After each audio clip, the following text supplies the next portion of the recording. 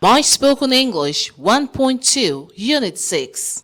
Speak the English the world understands.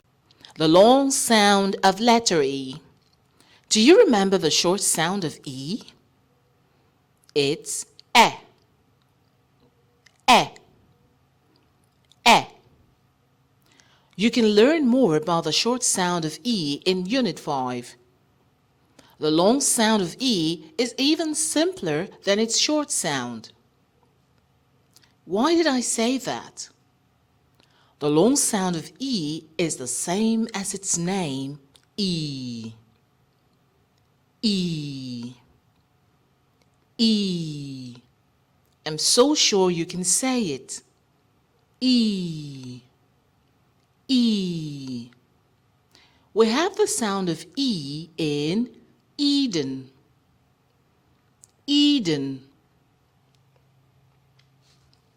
Eve. Eve. He. He.